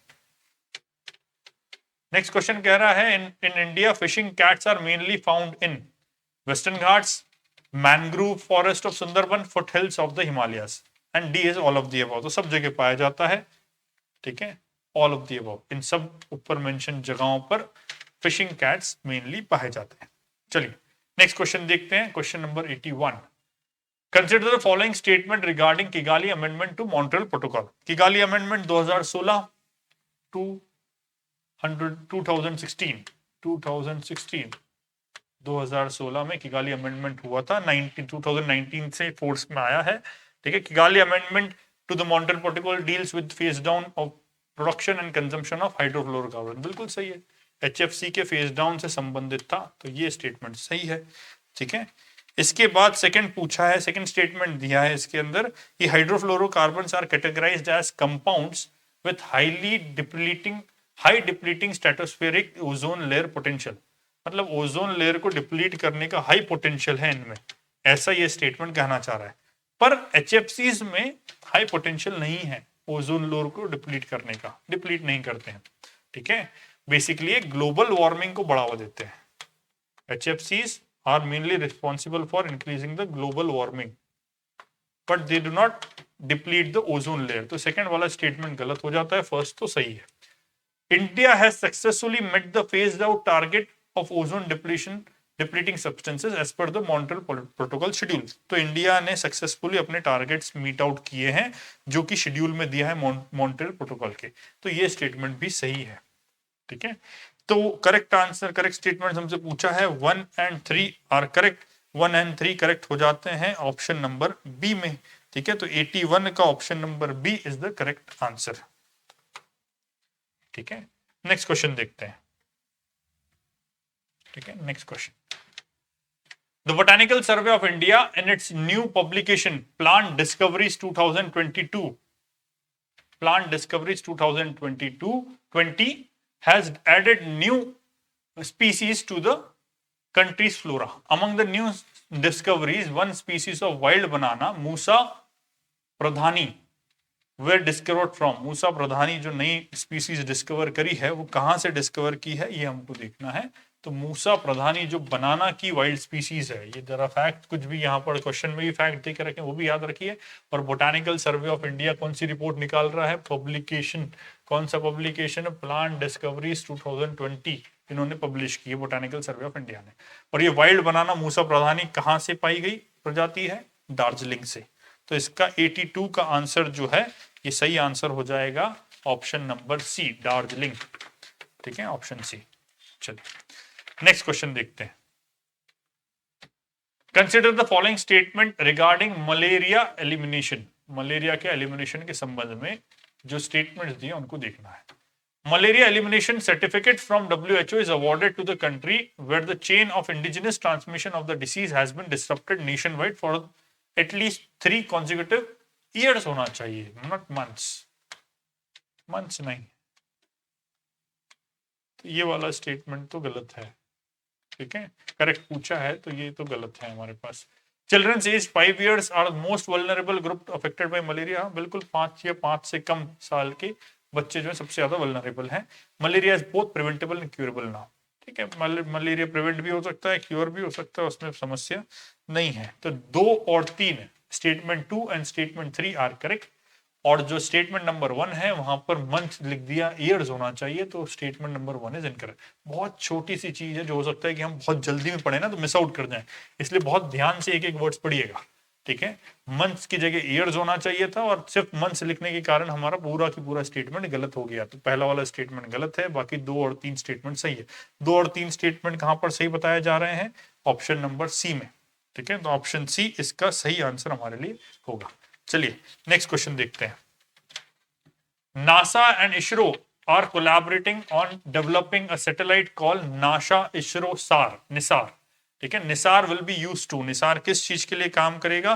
पहला स्टेटमेंट है measure earth's changing ecosystem and ice masses, provide information about sea level rise and ground water, detect movements of the earth surface. तो ये निसार जो है ये तीनों चीजों के लिए काम करेगा और तीनों ही स्टेटमेंट इसके सही हैं।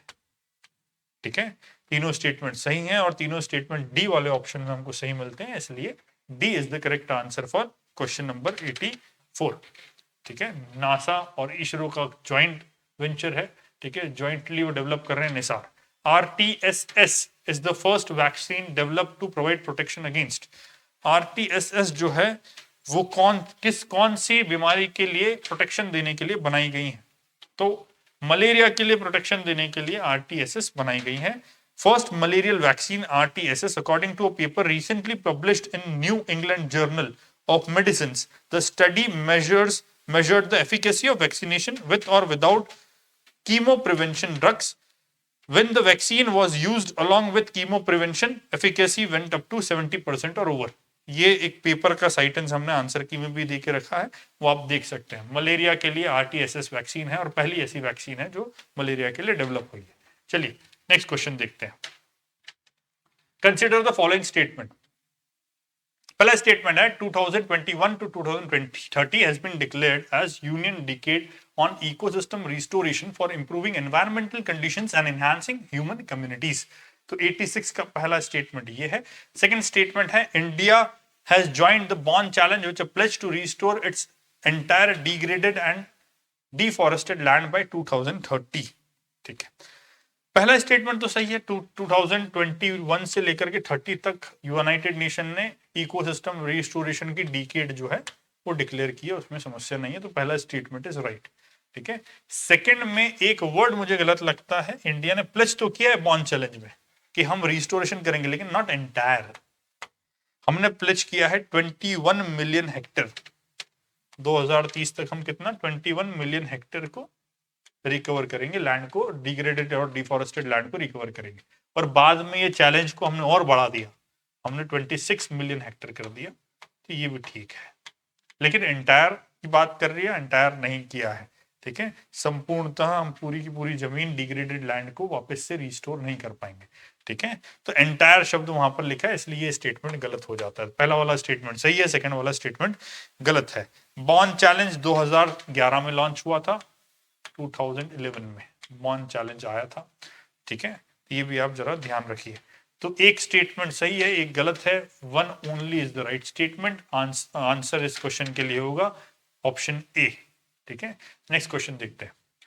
Consider the following statement. Indian agriculture research institute has developed high yield rice varieties using such gene editing techniques which have already been approved by many countries। ठीक है, इन्होंने बोला है कि डेवलप कर लिया है, पर अभी तक ऐसी कोई चीज डेवलप हुई नहीं है। ठीक है, डेवलप होने वाली है, प्रोसेस में है। ठीक है, तो जब इन्होंने लिख दिया डेवलप्ड, तो ये स्टेटमेंट गलत हो जाता है। In the site directed nucleus SDN1 and 2 technology, the gene has that is already there in the plant is tweaked without bringing in any gene from outside। ठीक है, ट्विक आउट कर देंगे एक जीन को। ठीक है, थोड़ा टेक्निकल चीज है, लेकिन हाँ ये स्टेटमेंट सही है। Statement number 2, site directed nucleus technique में एक जीन को जो ऑलरेडी उस प्लांट में मौजूद है उसको टीक आउट कर देंगे और कोई नया जीन बाहर से बिना लाए ऐसा किया जाएगा। तो 87 का आंसर जो होगा 2 ओनली हमको मिलता है ऑप्शन में बी में। ठीक है, तो 87 आंसर इज बी। ठीक है, नेक्स्ट देखते हैं। Consider the following statement. India is the second largest consumer of edible oil in the world. पहला कौन होगा? पहला चाइना है, जिसकी ज्यादा जनसंख्या, एडिबल ऑयल सबसे ज्यादा कंज्यूम होगा। तो first is China, second is India. India is only second to China there. ठीक है, तो India is the second largest. ये स्टेटमेंट हमारा सही हो जाता है, इसमें प्रॉब्लम नहीं। Soybean and mustard oil together constitutes the largest share of edible oil consumed in India. Soybean और मस्टर्ड के अलावा सबसे ज्यादा जो यूज होता है दैट इज पाम ऑयल। मतलब सोयाबीन और मस्टर्ड सबसे ज्यादा यूज नहीं होता है एडिबल ऑयल्स में, पाम ऑयल सबसे ज्यादा यूज होता है। तो ये स्टेटमेंट गलत हो जाएगा। Statement 2 is incorrect. Indian edible oil market is influenced by international markets. बिल्कुल, इंडिया बहुत सारा ऑयल इंपोर्ट करता है, इसलिए इंटरनेशनल मार्केट से इन्फ्लुएंस्ड है। तो first and third statement is right, but the second statement जो यहाँ पर देके रखा है वो इनकरेक्ट स्टेटमेंट है, और हमसे करेक्ट स्टेटमेंट्स के लिए कोड चुनने को बोला है। तो 1 और 3 का कोड हमको मिलता है ऑप्शन नंबर सी में। तो option number C is the correct answer for question 88, 1 और 3। चलिए नेक्स्ट क्वेश्चन पे चलते हैं। Consider following statement regarding all India quarterly establishment based employment survey, QES। ठीक है, quarterly establishment based employment survey क्या है, कौन निकालता है, क्या है, ये सब लिखा हुआ है। फर्स्ट स्टेटमेंट है the all India quarterly establishment based employment survey is released by labour bureau. Labour bureau इसको रिलीज करता है, तो बिल्कुल लेबर ब्यूरो रिलीज करेगा, उसमें समस्या क्या है? लेबर ब्यूरो रिलीज सर कोई समस्या नहीं। The survey covers all establishment in organise segments in the selected sector. सारे सारे एस्टैब्लिशमेंट को कवर नहीं करता, पॉसिबल नहीं है सारे एस्टैब्लिशमेंट को कवर करना, इसलिए कवर करता है 10 एम्प्लॉयज से ज्यादा वाले, जहां पर 10 एम्प्लॉय से ज्यादा एम्प्लॉयज हैं, ठीक है, उन एस्टैब्लिशमेंट को कवर करता है। 10 और 10 मोर देन 10 एम्प्लॉयज वाले ऑर्गेनाइज सेक्टर के एस्टैब्लिशमेंट को ये सर्वे कवर करता है। तो ये एंटायर की जो बात कर रहे हैं ऑल एस्टैब्लिशमेंट, ये स्टेटमेंट गलत है। The objective of QES is to enable the government to frame a sound national policy on employment. बिल्कुल, सर्वे इसीलिए कराया जाता है कि अच्छी पॉलिसी एम्प्लॉयमेंट के लिए बनाई जा सके। तो ऑप्शन नंबर 3 भी सही और स्टेटमेंट 3 भी सही है, स्टेटमेंट 1 भी सही है, स्टेटमेंट 2 गलत है। 1 and 3 are the right statements. 1 and 3 सही स्टेटमेंट है और ये क्वेश्चन नंबर 89 का आंसर हमको 1 एंड 3 सी वाले ऑप्शन में मिलता है, तो सी वाला ऑप्शन हमारे लिए सही आंसर हो जाएगा। नेक्स्ट देखते हैं। Consider the following statement regarding x Milan. Milan exercise है बेसिकली, ठीक है, नेवल एक्सरसाइज है, ठीक है, किसकी एक्सरसाइज है, नेवल एक्सरसाइज, ठीक है, hosted by Maldives. X Milan is hosted by Maldives. Maldives host नहीं करता, इसको इंडिया होस्ट करता है। और कितने देश इसमें लगभग पार्टिसिपेट करते हैं, लगभग 46 कंट्रीज, 46 कंट्रीज इसमें पार्टिसिपेट करती है, ठीक है। इसके बाद it is held biennially and brings together navies of countries in the Indian ocean region. Indian ocean region की जितनी नेवीज हैं उनको साथ में आती हैं, ठीक है, और बायनियरली होता है, ठीक है, इसमें भी कोई गलत चीज नहीं है। तो ये वाला स्टेटमेंट सही है। पहला वाला स्टेटमेंट कि मालदीव होस्ट करता है, नहीं, इंडिया होस्ट करता है। और ट्रेडिशनली ये पोर्ट ब्लेयर पे होती थी, पोर्ट ब्लेयर पे ये पर्टिकुलर एक्सरसाइज कंडक्ट होती थी, लेकिन इस बार पहली बार विशाखापट्टनम में हुई है। तो ये भी जरा ध्यान रखिएगा, इसलिए भी चर्चा में है कि पहली बार इसका लोकेशन जो है विशाखापट्टनम कर दिया, विशाखापट्टनम, ठीक है, विशाखापट्टनम। तो विशाखापट्टनम में इस बार से ये हो रही है। हमेशा कहां पर होती थी, हमेशा ये होती थी आपका पोर्ट ब्लेयर में। इस बार से विशाखापट्टनम में, पोर्ट ब्लेयर पहले होती थी, अब हो रही है Visakhapatnam.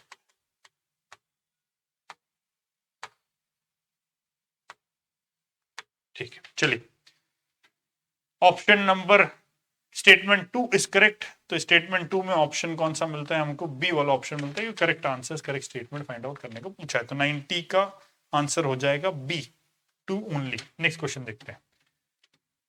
फोर्टलेजा declaration is related to which of the following grouping. कौन से ग्रुपिंग में फोर्टलेजा डिक्लेरेशन के संबंध में बात की। फोर्टलेजा डिक्लेरेशन बेसिकली ब्रिक्स से संबंधित है। बता देते हैं थोड़ा सा क्या है इसका बैकग्राउंड। ब्रिक्स की 6th ब्रिक्स समिट हुई थी, ठीक है। फोर्टलेजा एक सिटी है, ब्राजील में है, ठीक है। और 6th समिट जो ब्रिक्स की हुई थी उसके अंदर एशियन आपका new development bank, not Asian development, new development bank, इसके एस्टैब्लिशमेंट के ऊपर एग्रीमेंट किया गया था। और ये समिट हुई थी 2014 में। और न्यू डेवलपमेंट बैंक, एनडीबी का अगर आप एस्टैब्लिशमेंट भी देखेंगे, इट्स एनडीबी, ठीक है, एनडीबी। तो एनडीबी का अगर आप एस्टैब्लिशमेंट भी देखेंगे तो इसी समय का है, ठीक है। तो 6th समिट में एनडीबी के ऊपर, न्यू डेवलपमेंट बैंक के एस्टैब्लिशमेंट के ऊपर, जिसको हम ब्रिक्स बैंक भी बोलते हैं, उसके एस्टैब्लिशमेंट के लिए एग्रीमेंट हुआ था। और ये एग्रीमेंट हुआ था फोर्टलेजा डिक्लेरेशन के अंतर्गत, ठीक है। और ये फोर्टलेजा डिक्लेरेशन क्यों बोला गया इसको, फोर्टलेजा में ब्राजील की एक सिटी है जहां पर ये हुआ था, ठीक है, ब्राजील। चलिए नेक्स्ट देखते हैं, ब्रिक्स से संबंधित है तो ऑप्शन नंबर बी इसका करेक्ट आंसर होगा। नेक्स्ट क्वेश्चन देखते हैं। तो blue dot network is a multi stakeholder initiative of which of the following countries, ठीक है, कौन कौन सी कंट्री का multi stakeholder declaration network है ये, ठीक है। चलिए देखते हैं इसको। एक है USA, second is Japan, third is India, fourth is Australia. India इसमें नहीं है, पर इंडिया की चर्चा चल रही है कि ज्वाइन करेगा। India is not a stakeholder in this initiative, ठीक है। तो करेक्ट आंसर हो जाएगा यूएस, जापान और ऑस्ट्रेलिया, ठीक है। तो यूएस, जापान और ऑस्ट्रेलिया कहाँ कहाँ पर देके रखा है, ऑप्शन नंबर 1, 2, 4 बी में देके रखा है, ठीक है। बी वाला ऑप्शन इसका सही आंसर हो जाएगा।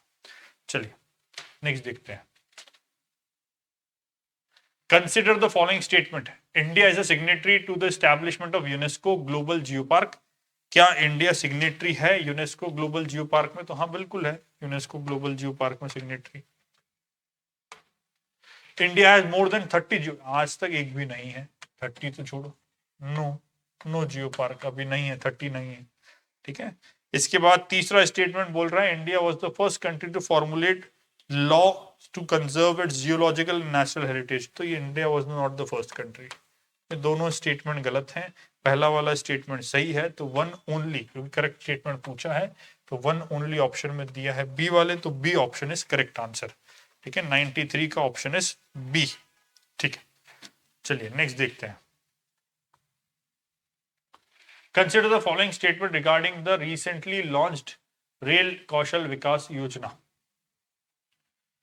रेल कौशल विकास योजना, ठीक है, रेल कौशल विकास योजना जो है, इससे संबंधित स्टेटमेंट है 2015 में ये योजना आई थी, 2015 में ये योजना आई थी। The scheme provides entry level training in industry relevant skills through railway training institutes. ठीक है, ये सही है। Covers youth of age group 18 to 35, बिल्कुल सही है। Training programmes will be conducted in trades such as electrician, welder, machinist, सही है।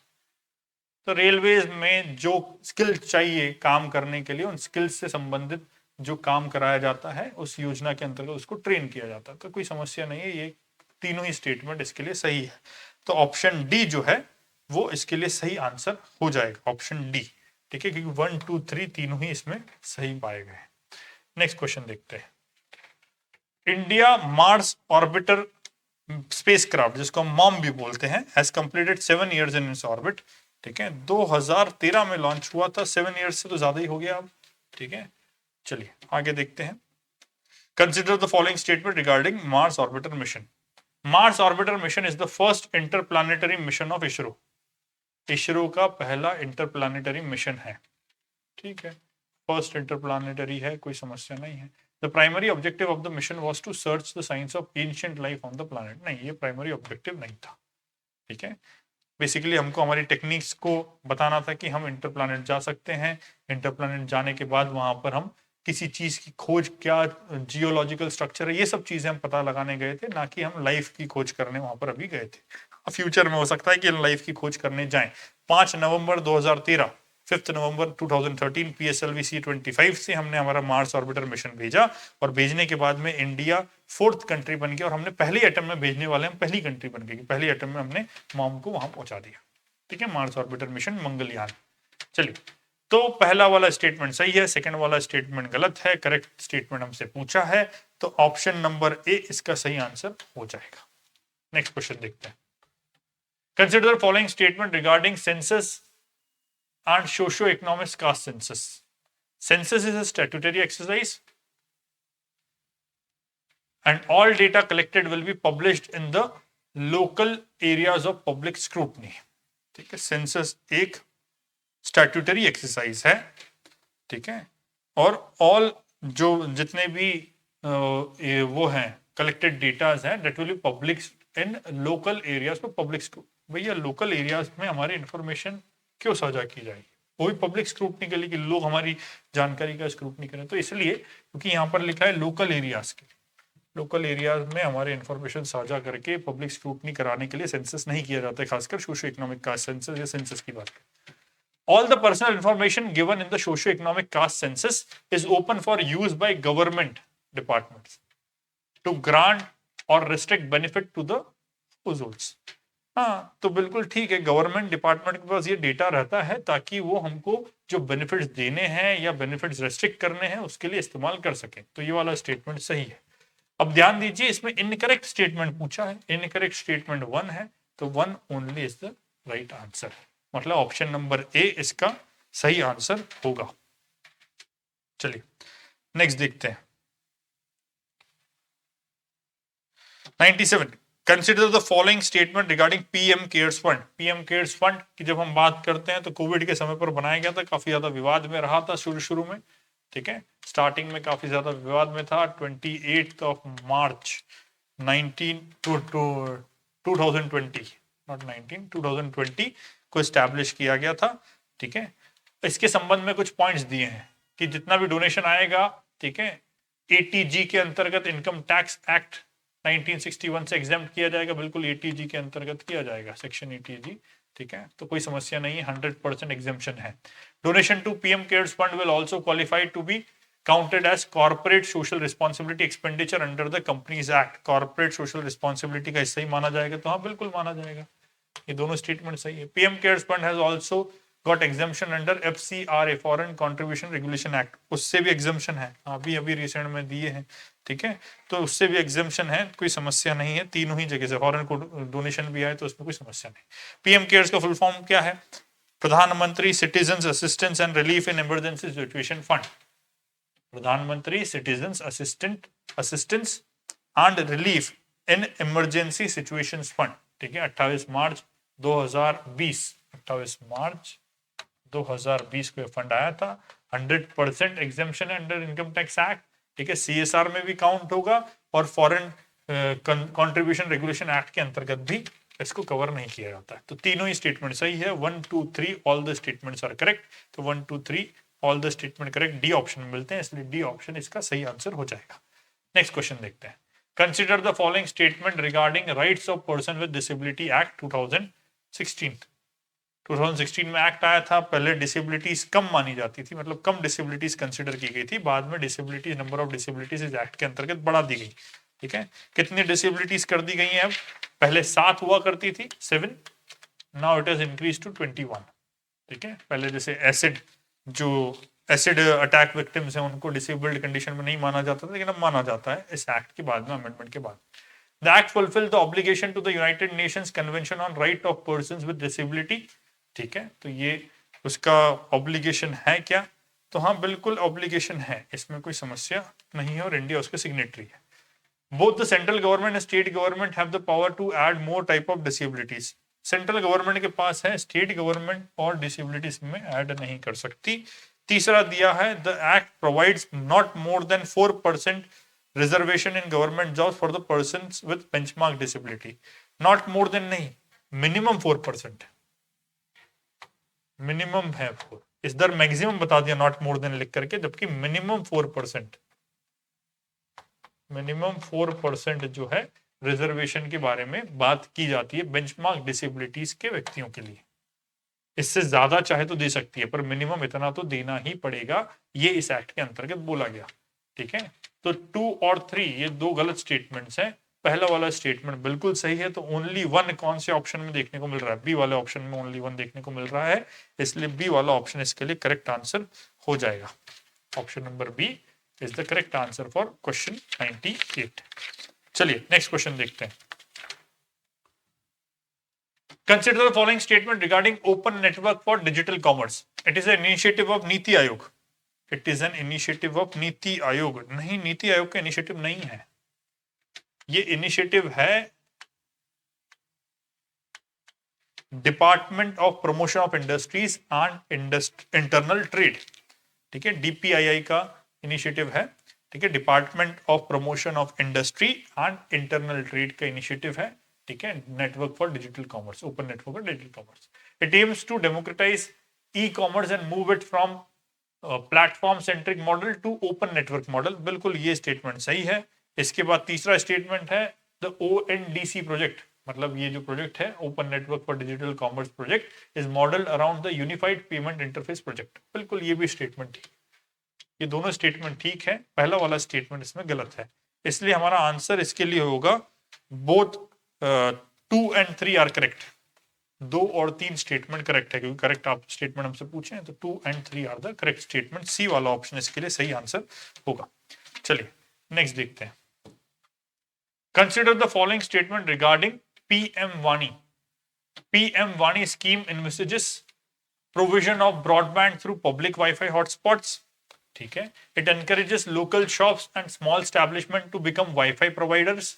PM Vani will help in facilitating the central government's target of setting up millions of Wi-Fi hotspots by 2022 as per the National Digital Communication Plan.